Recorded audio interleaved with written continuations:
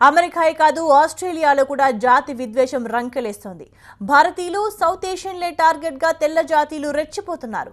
తాజాగా కేరళకు చెందిన కారు డ్రైవర్పై కొందరు జాతి అహంకారులు దాడి చేశారు. ఇండియాకు వెళ్లిపోవాలంటూ అసభ్య పదజాలంతో దూషించారు. బ్లాక్ ఇండియన్స్ అంటూ దాడికి తెగబడ్డారు. తలకు గాయాలు కావడంతో ఆసుపత్రిలో చికిత్స చేయించుకుంటున్నాడు. 5-6 మంది టీనేజర్లు కలిసి అతనితో వాగ్వాదానికి దిగారు. కేరళలోని కొట్టాయంకు చెందిన లీ మ్యాక్స్ జాయ్ హార్వర్డ్లో నర్సింగ్ కోర్స్ చదువుతున్నాడు.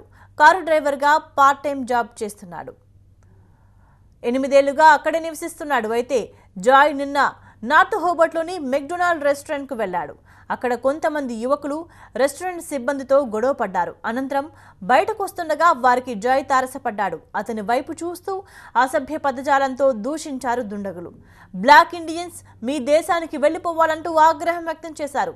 అంతటితో ఆగకుండా 5-6 మంది కలిసి ఒక్కడిపై దాడికి పాల్పడ్డారు. జాయ్పై అటాక్ చేసిన వారంతా టీనేజర్లుగా తెలుస్తోంది. రెస్టారెంట్ సిబ్బంది పోలీసులకు ఫోన్ చేయడంతో దుండగులు అక్కడి నుంచి పారిపోయారు. పోలీసులు వెళ్లిపోయిన తర్వాత మళ్లీ వచ్చి మరోసారి జాయ్పై దాడి చేశారు. తలకు గాయాలు కావడంతో ఆసుపత్రిలో చికిత్స తీసుకున్నాడు జాయ్. అనంతరం ఘటనపై పోలీసులకు ఫిర్యాదు చేశాడు. హోబర్ట్ పోలీసులు కేసు నమోదు చేసుకుని దర్యాప్తు చేస్తున్నారు.